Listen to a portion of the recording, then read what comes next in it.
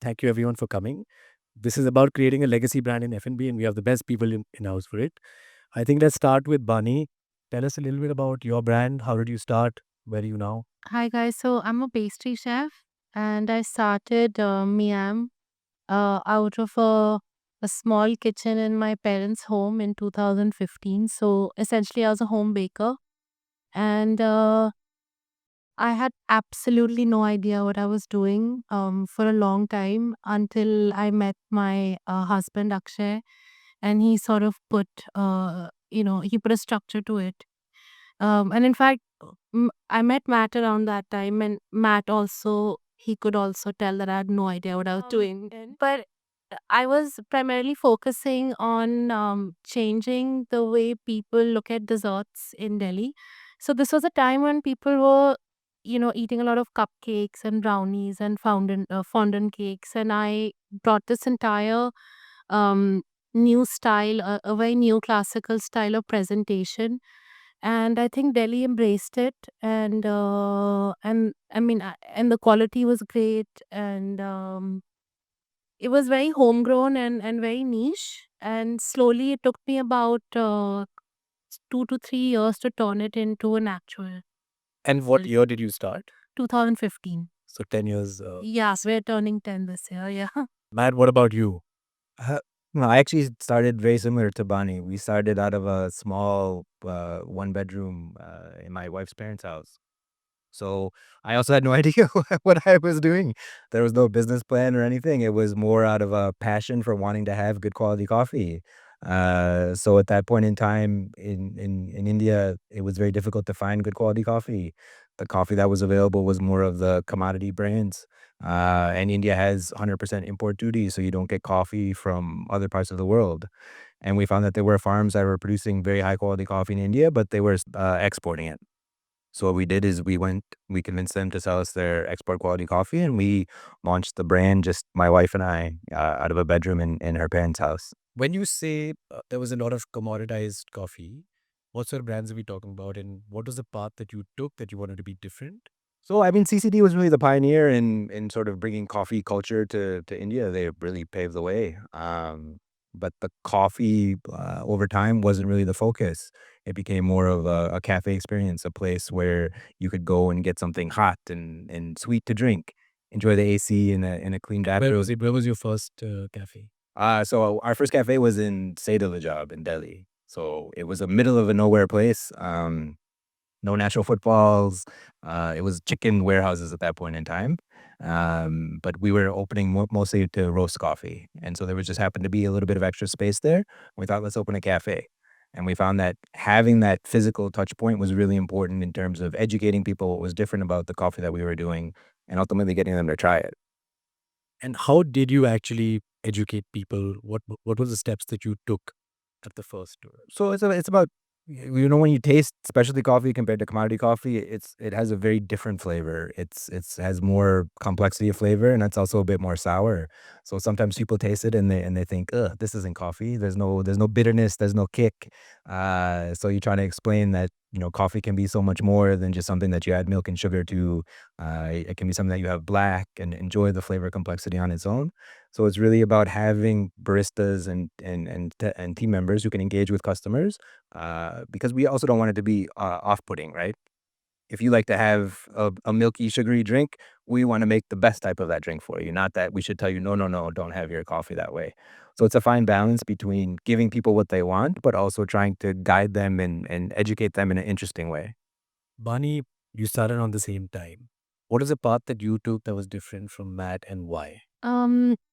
So, like I said, there wasn't any structure to Miam because I would get 4 or 5 orders, maybe 2 or 3 orders in a day, and by 2 p.m. I would be at Blue Taka inside the Lajab chili. You Out. guys known each other since? Yeah. We have known each other for a while, and then I feel like the more I continued on this path, I realized that I'm someone who wants 100% control over the product and over the quality and over the aesthetics and the vision and things like ingredients, things like storytelling.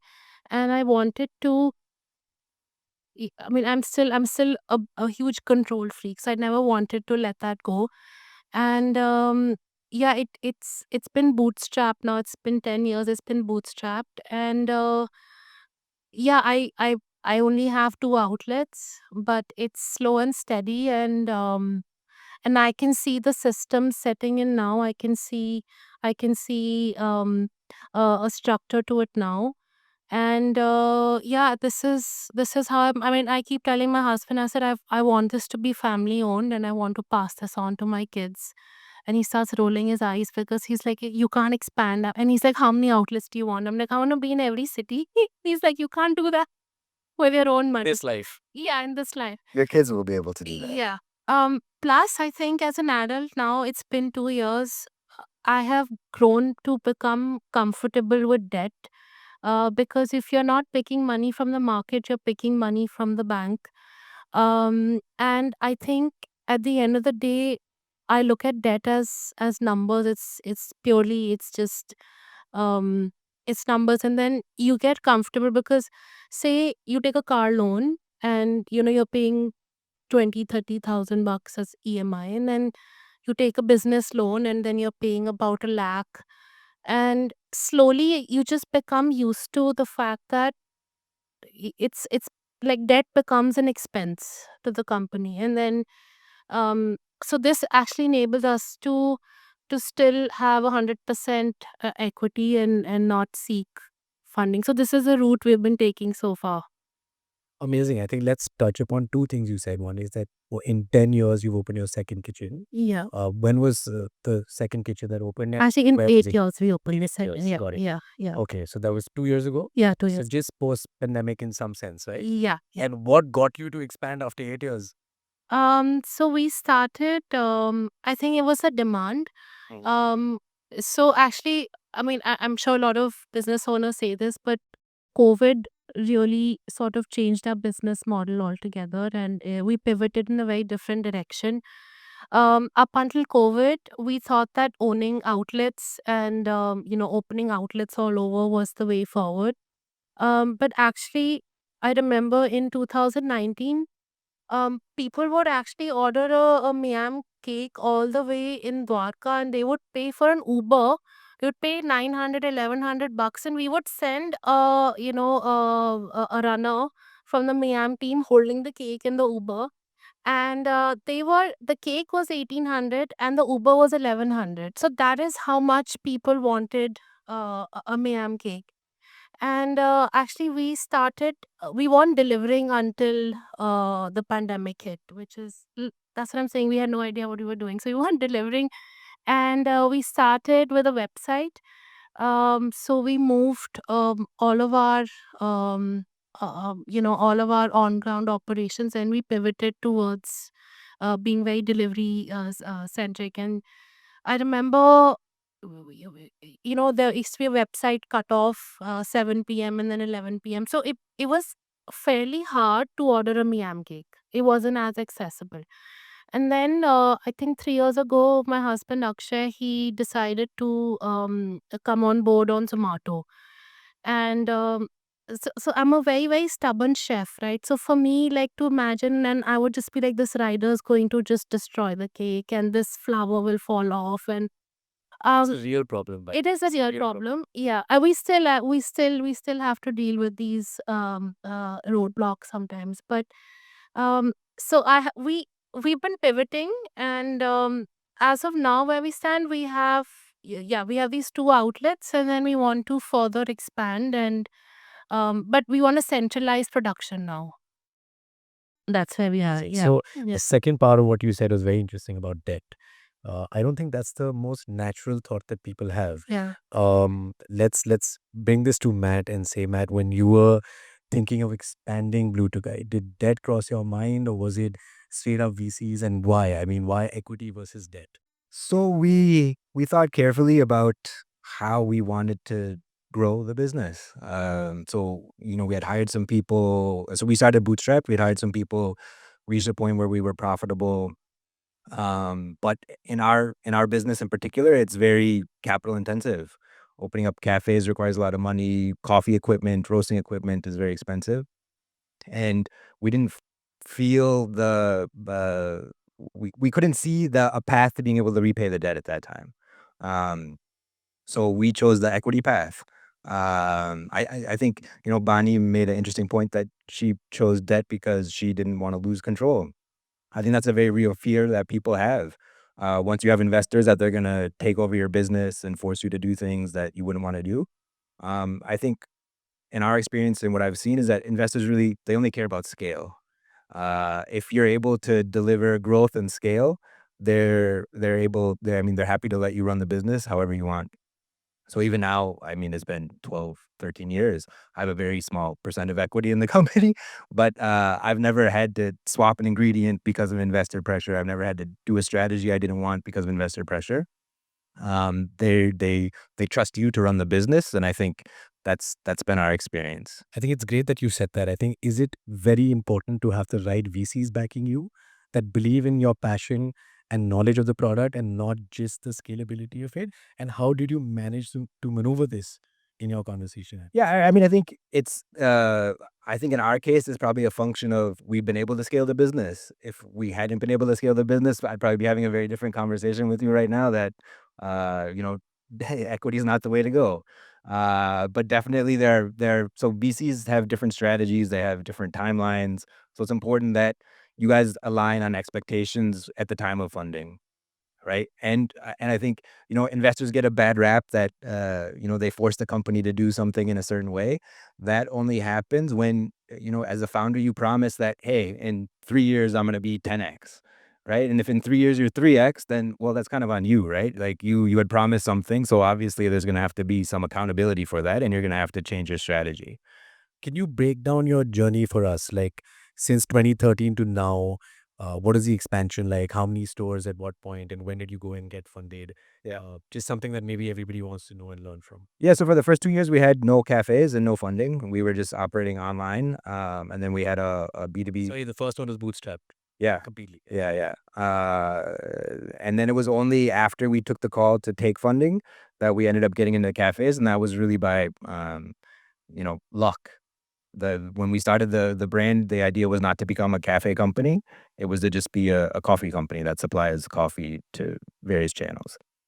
It's just that we found that once we opened that cafe by luck, it was really important for us in terms of, as I mentioned, educating customers, but also in terms of building the brand. And so we started to open up more cafes in parallel to scaling the D2C and the B2B side of the business.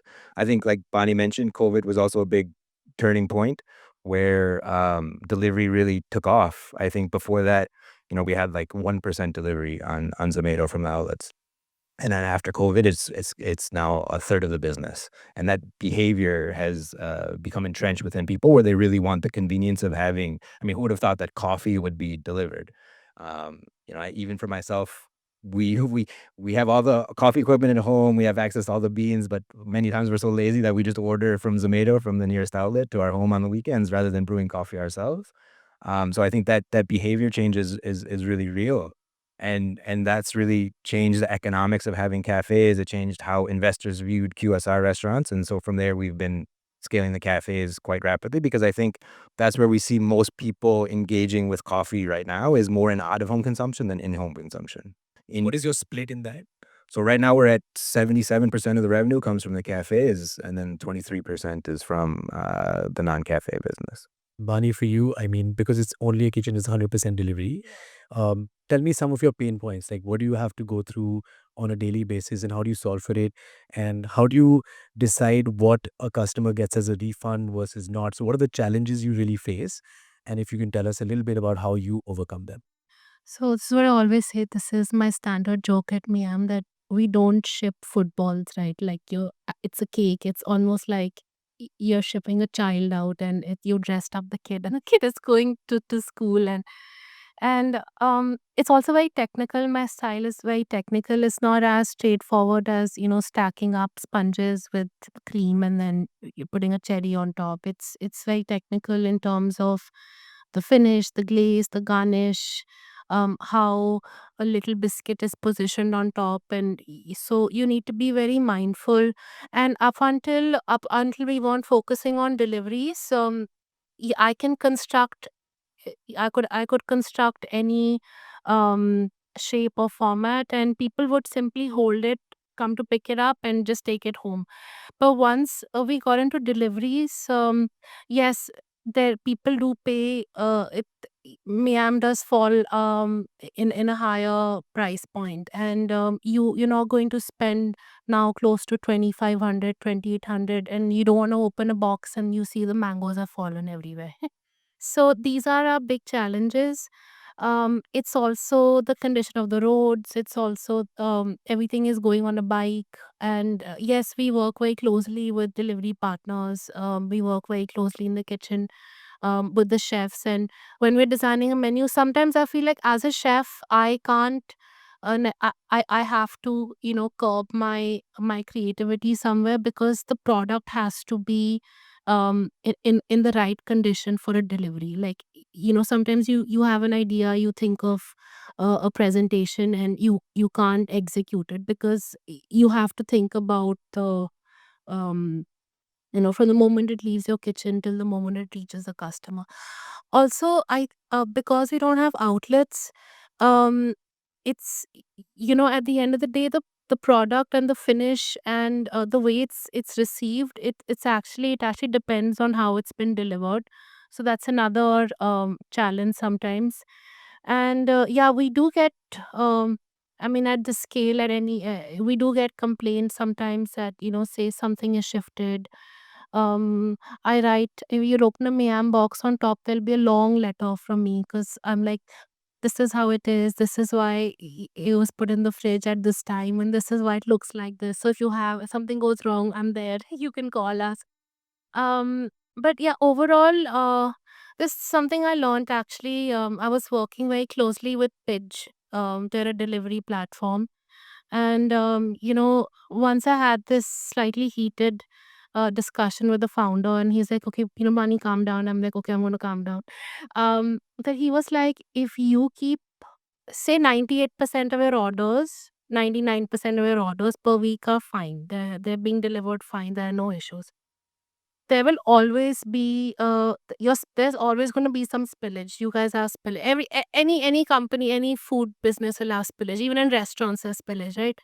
And he's like, if you keep chasing that 1% or that 2%, that's going to keep becoming bigger, and the orders that are going fine, not going to focus on them. So again, I think we have to just account for this, and that's the only way moving forward, because it is going to happen. I mean, sometimes I tell my customers that you are sitting on a bed and you've eaten an entire pizza, and now you want to eat an entire chocolate cake at the convenience of opening an app and just clicking a button. And so it's okay, if like a little strawberry's fallen, it's not the end of the world. Just pick it up and eat it. Got it. That's how you deal with customer complaints. But in general, I think cakes are an emotional Yeah. item to order, right? So I'm assuming Indians are just last minute on all this. Yeah. And when a cake goes wrong, what do you really do? Do you actually make sure that something is remade and sent, or are you just like, hey, put that? No, no, no, no, no, no. We are very quick with turnarounds. And our team is very well equipped. We can send out a cake within an hour. Like within an hour, we'll send a replacement. That's because we're also at that scale. We structured ourselves that way. We have backups during the day.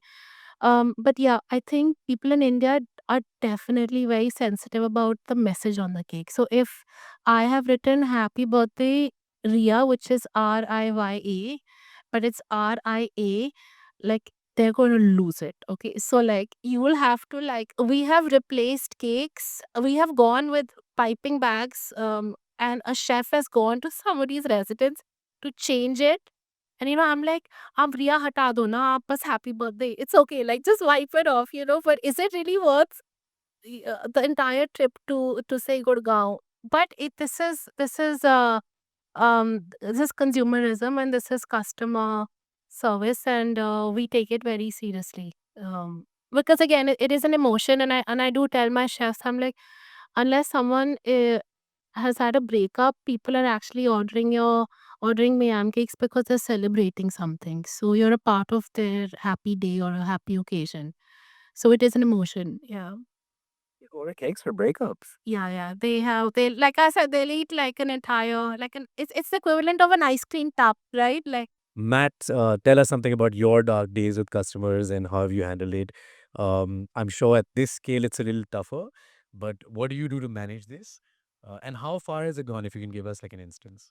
Yeah, I mean, so we track customer reviews and issues very closely. There's a whole team. We have a whole customer service team because for us, one of the reasons or one of sort of the principles that we had is that in India, most brands give you a very frustrating customer experience. All right, even if something is wrong, there's multiple escalations that you have to go through to get the product replaced. Very few people are doing what Miam does and going to that extent. So we wanted to make sure that was core to what we did from the beginning. Um, so we're very liberal with the replacement. If you complain for any reason we'll just send you a replacement product. But it's come to the point where now because people know that we do that, that they sort of game it a bit and they'll say, on this packet I was tasting blueberry, but now I'm brewing it today and I'm not tasting blueberry. So there's something wrong with this coffee. So please, you have to fix this roast and send me a new one. And we end up doing it because that's sort of the policy. But I think that's sort of the flip side of being very, very customer centric. Amazing. So, any stories that you have something similar to a Ria story from back in the day that is just surprising and I mean, so a lot of our customers are moving from instant coffee to brewed coffee. So when they get that coffee packet, they're expecting that you can just add in the coffee powder and mix it up and drink the coffee. So we still, even to this day, continue to get complaints that I've tried mixing hot water, I've tried mixing cold water, I've tried mixing milk, I've tried putting it in a mixie, but something's wrong with your coffee. Like it doesn't dissolve. You guys don't know what you're doing. This is horribly roasted. So just understanding that it's not soluble, that it's not going to dissolve. That's an ongoing challenge for us. okay, fair enough. Bani, coming back to legacy, I think we're here to discuss how to create brands and make them last. You've done 10 years already, and I think quality has always been something that Miam has been one of the best at. How do you ensure this is going to sustain itself, and what are your plans to sort of create more sort of kitchens or stores? so pastries actually it while it sounds and it looks a little complicated, it's way easier to standardize versus a hot kitchen. It's easier to standardize a sponge recipe versus standardizing a curry recipe because it's all mathematical. You're following a recipe to the T. And so there the room for error I would say is lower. And we have over the last now 5 or 6 years, we've been focusing on SOPs. So there are SOPs on how the custard should set off at this temperature and then at this temperature. So once I've seen that I've inculcated these habits in the kitchen where it's all result oriented, and because it's just not layering the cake and glazing it and or decorating and sending it out. It's, did you take out your sponge earlier, like a minute earlier? Did you overbake it by 5 minutes? So all of these issues in the kitchen and these recipe related issues can be fine tuned this way. And and I think it's very important to nurture a good team. So I have had, of course, there's the attrition is there. People come and go, and I have a few comments on Gen Z, but I'm going to hold that with people come and go. But it's there's a certain soul that you put inside a kitchen that'll always be what you stand up for, and no matter who comes and goes, that just becomes a standard in the kitchen, right? So whether there's an aesthetic with which we send out the cake, or whether it's a flavor combination, or for example, you will never see anything blue on me. I'm like, I know, like, blue takai mein you won't see like a BA Mathur. I don't know. It's just that's what like it's my inherent style. Like if I saw like a blue knife in the kitchen, like it would really bother me. So with all our visuals and how we shoot and the things that go on a key, like we won't do a blue cake. Like blue is not a food color for me, right? She's really on it, man. So these are the things, and slowly, eventually, as a leader in the kitchen, you're also convincing your team that blue nahi lagayenge hum, right? So it becomes it just becomes it's just you're just sort of you're putting it down in a script and it's going to be followed forever. So that's one way we ensure quality and certain standards of presentation. Plus, recently, I've been actually traveling all over the country to to different states, and I've been chasing down harvests. So, like indigenous berries that I've never heard of before, or different sweeteners. Like now, in May, I'm going to see in April, I'm going to see the mahua syrup. Okay, so these are very they're like hyper local and hyper seasonal. So also, as a practice in the kitchen, I'll travel every 2 months. I don't know how this can be scaled, but I'm winging it at the moment. So we bring back these ingredients, and then it's this entire experiment in the kitchen. So I think it also keeps your team motivated and inspired because at the end of the day, it's all they basically that salted caramel cake that we do, they're actually doing 40, 50 of them. So it's very robotic sometimes. So you need to activate their senses, and you need to keep them inspired. But yeah, as far as our business plan goes, I have a business plan now, guys. I have a business plan. Are you looking for funding? No, no, no, no. But we are now. So when we opened the Gurgaon kitchen 2 years ago, I was actually delivering a kid, and I was approving tiles the same day. So I remember. I just can't forget that. And we were we were so we opened the Gurgaon kitchen, and we thought that yeah, from the Ladosarai kitchen, this we're going to feed it, and it's going to be like 80% of or 90% of the products will be made in under one roof. And then what happened was we saw a surge in orders at Ladasrai and in Gurgaon. And then Ladasrai was like they were like, Chef, hum nahi de sakte Gurgaon ko. I'm like this is not our plan, right? Like they literally said that we can't feed another kitchen. And then we started, planning another outlet in Punjabi Bagh. We wanted another kitchen, and we spent weeks. And I'm meeting brokers, and then I realized that I can't have a third kitchen that is going to manufacture. This is a wrong way forward. Like you need to have a central manufacturing, a central unit, and then you focus on logistics, and then you focus on feeding your other satellite kitchens. So we're now looking for a space in an industrial area.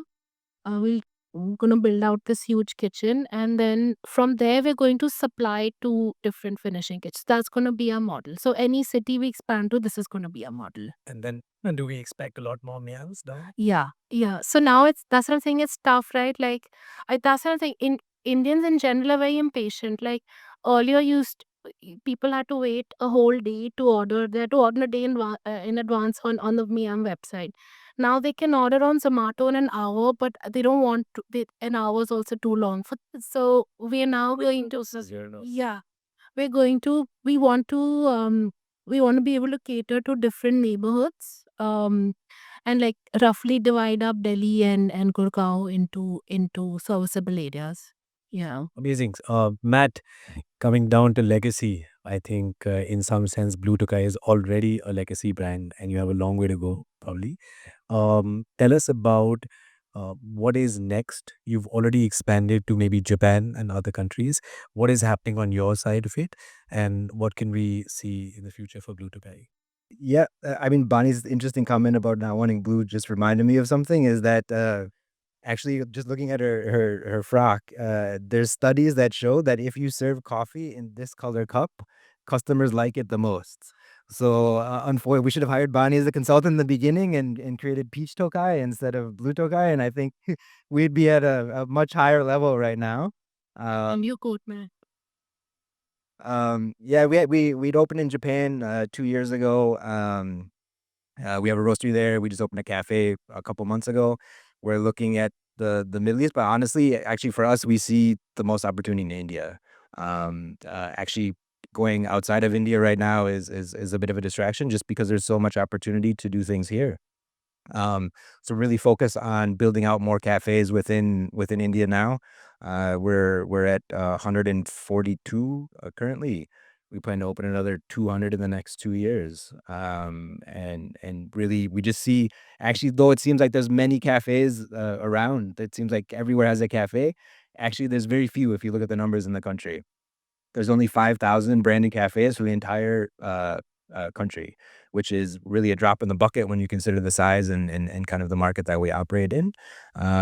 So the goal for us is to continue to open up, more locations to get more people trying because we feel that as a product that we have, we're really focused on, the quality of everything that we put out there versus maybe, the trade-off of having cafes that are not so nice and not so comfortable. We try and channel that effort and money into the product. But we see the advantages that once you try it and it's very sticky. People get used to that type of coffee, that used to the taste where they prefer that coffee versus another coffee available in the market.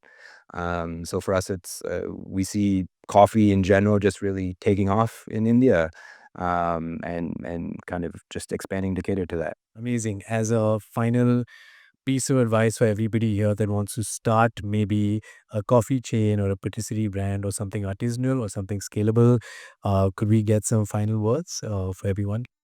The only piece of advice I have is apart from not using blue macaroons on on cakes, but I would really, I would really tell chefs to pick a story, a style of presentation, um, and and they should feel very deeply about it because that's what's going to make them stand out and be unique. Because currently, it's a very saturated market. Every second house, every third house, there's a home baker, so it's very competitive, and even the price points. um so yeah, I think this is what young chefs should maybe focus on, to having a sense of. Though it's slightly saturated, as Matt has said, there's enough opportunity maybe across the country. Is that something you believe in? Yes, but I think pastry is more saturated currently because you'll have the same. It's also very trend based. So like currently, if that Dubai chocolate is trending, and we I had a meeting, and we have an advisor on board. He's like, Bani, just do a Dubai chocolate onto me. I'm like, I will never do this. This is why I don't. This is why I'm not going down the investor VC route, because they're gonna. I don't know whether this is how I imagine it to be.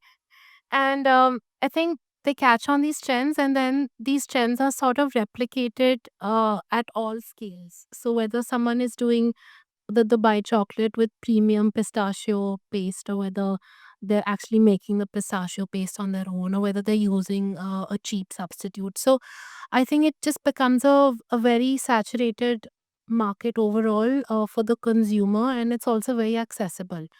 Um, so I think it is a little harder to stand out in this industry, especially.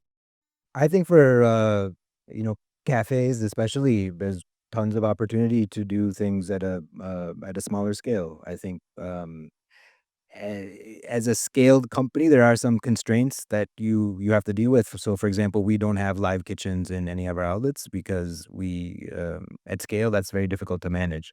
And so that kind of causes some trade-offs in what we can do on the food menu. Whereas if you have a standalone outlet, you can do whatever you want.